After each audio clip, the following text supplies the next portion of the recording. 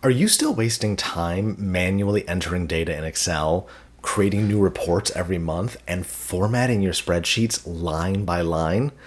Well, I'm here to help you put an end to that right now. It's time to level up your Excel game with some easy automation techniques for beginners that will save you time and sanity.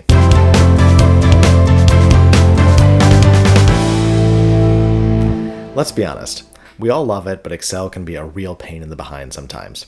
Spending hours on mind-numbing tasks like copying and pasting formulas, reformatting reports, and organizing data can drain your energy and make you want to throw your computer out of the window. As an Excel aficionado myself, I have spent over 14,000 hours working in Excel, exploring and experimenting with various automation techniques. And let me tell you, it's been a game changer for my workflow and for my career. So I want to share with you my top easy Excel automation techniques that any beginner can do. These will not only save you time, but make you feel like an absolute boss, well, impressing your absolute boss. The best part? None of my techniques require coding or any special tools, and they're all beginner friendly, even if you've just recently started with Excel. Make sure to stick around to the end because I've got a bonus tip that will blow your mind and save you even more time than you thought possible. Trust me, this is really cool and you don't want to miss this one. And while you're at it, scroll down to the description and click that link to join my newsletter. If you join, I'll send you my free guide to 25 ways to use AI in finance and accounting. This includes a lot of really cool ways to automate Excel, again, without any fancy software or coding. And don't forget to like this video and hit the subscribe button to get my newest videos right in your feed. I post a new video every Monday. So with that, let's dive into my easy and beginner-friendly ways to automate Excel. So first of all, what do I mean by automation? Simply put, it's making your computer do the work for you. It doesn't mean coding. It doesn't mean fancy software, and it doesn't mean you have to spend a lot of money. Again, it just means getting a computer to do work that you would otherwise have to do manually. There's a lot of Excel tasks that are really ripe for automation. This includes repeating tasks like copying and pasting formulas or formatting large amounts of data. It could be dealing with errors caused by human input or even formula mistakes. Analyzing large data sets without getting overwhelmed by the amount of data and the comparisons you have to look through, and creating visually appealing reports that are easy to understand and share with others. So I'm going to show you how to tackle each of these through a case study. In this case study, we're going to analyze, report on, and forecast performance for a chain of retail stores. To do this, I'm going to show you my 5 automation techniques. The first is we're going to use a macro to clean data in a repeatable fashion. The second is we're going to use a pivot table to automatically analyze the data and allow us to look at it in a much more consolidated fashion.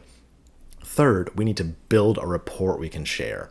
We're going to use data validation to build that report to make sure that the people we send it to can't break or mess up the report. And then we're going to use conditional formatting to make the report easier to read for the end users. And then I'll share my bonus tip. The preview to this is that I will show you how to forecast performance in just seconds right off of your report. So with that, we're going to flip over to Excel, we're going to dive in, and we'll get started. So now we're in Excel, and we're going to get started with the first technique, which is automating with a macro. You'll see I've got a data file up. I have my sales data on this tab. We've got store, department, date, sales, and if it's a holiday or not. And then over here, I've got my store data. So for each store number, I know what city it's in, the type of store, A, B, or C, and the size or square footage. So what I need to do first is I'm going to want to be able to pull in, instead of looking at these dates, I'm going to want to be able to pull it in by year or month. So we're going to want to add columns for year and month. Then I'm going to want to pull in some of the store data. I'm going to want to pull in the store city, and I'm going to want to pull in the store type. I don't really need size at this point. To do that, we're going to record an easy macro that's going to copy every action I do. So every time you pull in a new data set, it will do the same thing. So now let's start recording our macro. On the developer tab, I'm going to click the record macro button. I'm going to call this macro the formatting macro. Make sure not to leave any spaces in your macro names, and we'll hit OK.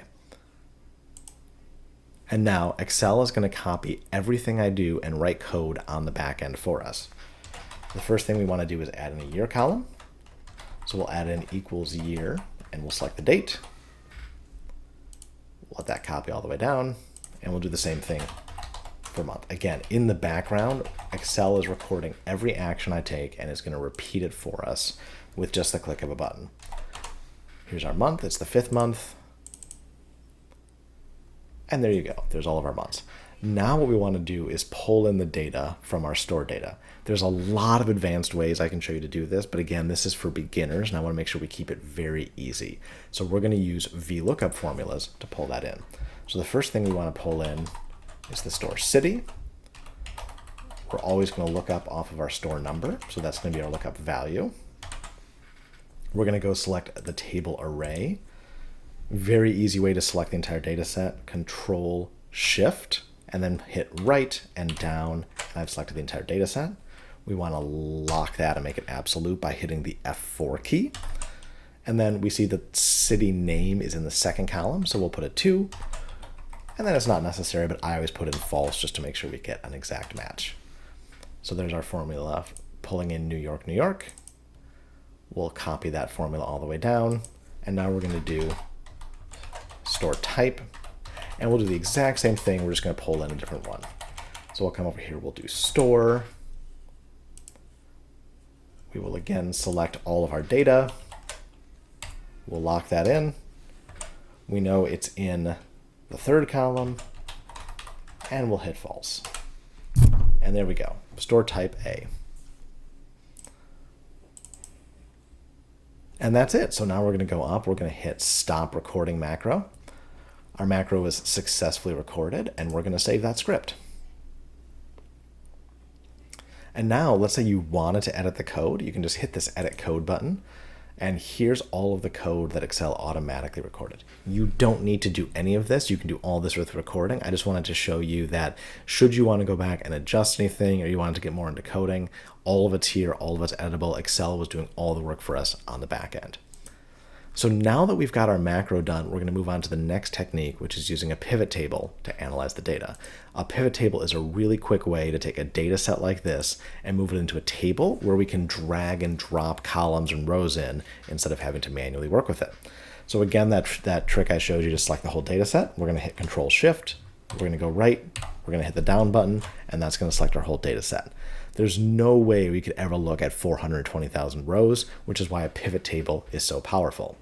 Now to add in the pivot table, we're going to go to the Insert tab. We're going to insert a pivot table. We want to select our total range, and we're going to put this on a new worksheet. I always like to stay organized as we go, so we're going to call sheet 3 the pivot table. And you'll see 2 things popped up. First of all, you'll see the pivot table is now located in A3 over here. And then you'll see all of the different pivot table fields have popped in over here. So the first thing we want to do is we're going to pull in the store number. So we're going to put the store numbers down the rows. We want to put the years in the columns. And then we want to look at the weekly sales as the value. So now you'll see with barely lifting a finger, we were able to get our sales by year, by store. Super easy. Now I'm noticing that I pulled in the store number. What I actually want to do is pull in the store city because numbers are kind of meaningless. That's as easy as pulling store city in and pulling store out, right? Again, it's all about dragging and dropping. You can drag and drop between these 4 fields here. We've got filters, which allows you to filter the query, what you want on the rows, what you want on the columns, and then how you want to treat the values. You can also do it over here. Let's say that I wanted to flip 2010 and 2011. That's as simple as, again, dragging and dropping. And you can drag and drop anything in or out of here. Let me show you how if we wanted to look just at holiday sales, right? I can use this as a filter. I can pull is holiday up to filters. And I want to say, yes, I just want to look at what's a holiday. And now I'm only looking at data that took place on holidays for comparison purposes. So now that I've got a pivot table where I can look at all of the regions and compare them quickly, again, this one is now just 50 rows instead of the 400,000 we saw before. That's great, but now I need to build a report that an individual store manager could use to look at their performance. So we're going to create a new tab, and we're going to now build in a report where we'll use data validation and conditional formatting to clean everything up. So we're going to call this the report tab. So the first thing I want to do is I'm going to come up here and I'm going to create a field for city. In this, I'm going to use data validation to create a dropdown because I want people to only be able to look up cities that are in the report. And it's not just about looking up the cities that are in the report, it's also about making sure that people don't type them incorrectly, don't misplace a comma or a period, that they pull it in exactly the way the report can find it. So we're going to come up here, we're going to go to data, we're going to go to data validation, and we're going to allow specific values, which will do a list. Now, you can type this in, but I much prefer to use a source. So I'm going to hit the button here. I'm going to go to store data, and my source is going to be this range right here of the cities that we know are in the report. I'll hit enter, and now you've got this really cool drop-down where you can select a specific city. So for starters, just so we know it's there, I'll hit New York, New York, and we'll widen that. Next, I want to pull in the departments. So that's what the store manager would look at kind of down the rows. And then I want to pull in the months across the top.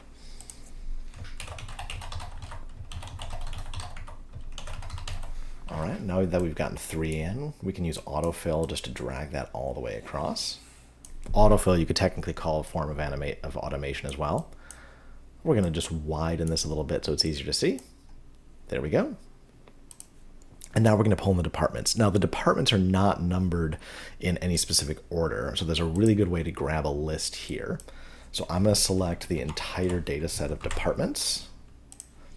I'm going to paste that here. While it's still selected, I'm going to hit remove duplicates. This is my very fast way to get a list of just exactly what is unique. There's 81 unique values, so this will be the report of all the departments. So now we're ready to start pulling in the data. Now what I've noticed here, I actually neglected to pull in a year, so let's do that because we have 3 years in the data set. So we'll do year here. I'm going to go to data validation. I'm going to do a list, and we're just going to do 2010, 2011, and 2012 because we know it's pretty straightforward. So we'll say we want New York from 2012, which is the most recent year. So now we're going to pull in the data using simple sum-if formulas. This one's actually going to have 4 criteria, but it's a really easy way to pull in kind of this static fashion. Now, you could do this with a pivot table. There's a lot of different ways you can do that, but this is really about building kind of a canned static report. And also, I just really want to show you how data validation and conditional formatting work. So with that in mind, we'll do equals sum-if. The first thing we're going to do on our sales data page, we're going to come back to the top so we can see the headers. We're going to select the weekly sales, and then we're going to hit F4 again to make that absolute and lock it down. Now we're going to start putting in our criteria ranges. So we'll kind of start top to bottom to make it easier. On the top, the first thing we need is the store city. So we'll select that right here. Go back to the report. There's the city. Make it absolute. Then we're going to come over. We're going to get the year. We'll come back here. We'll make that absolute. Next, we're going to pull in the month, so that's located here. We'll lock that down. Now, when we come back, we actually want the month to change as we drag it across. You'll also see that because this is a report, I typed in the month name. Well, we're going to want to pull in the month number. So I'm going to reference right above January. I'm going to lock just the row. I'm not going to lock the column. And then lastly, we want to pull in our department. So we'll select B where department is, we'll lock that down. And then in a similar fashion, we want to lock the column here, but we don't want to lock the row. That's our formula. And of course, then I need to go back, as I mentioned, and add in the numbers.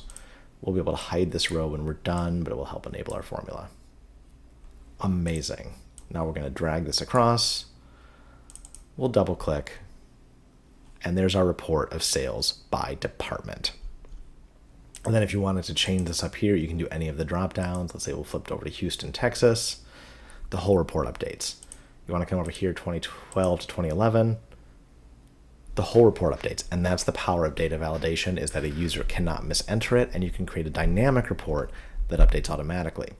So now what we want to look at is how we can use conditional formatting to enhance this report.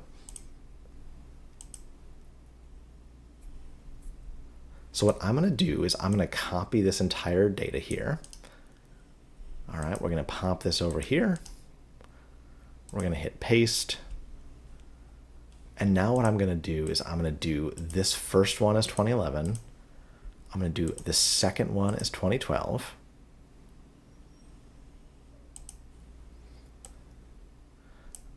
Then I'm going to come over and I'm going to create a grid of just the months and just the departments.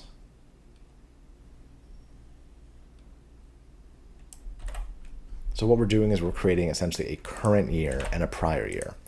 And then I'm simply going to do the variance between the two. So the new one minus the base.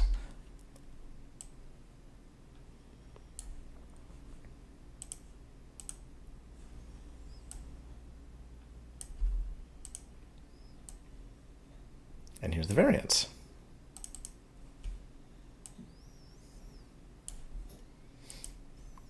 Now you'll notice here that I locked it down so well that it actually didn't follow to the new one. So here's a really quick way that I can adjust for that. So I'm going to highlight the entire range. I know that previously I had city in C2, and now I want to move it to R2. So I will hit Control H, which brings up the replace window. I locked it down as $C, $2. Now we'll do $R, $2. And that's going to update our city.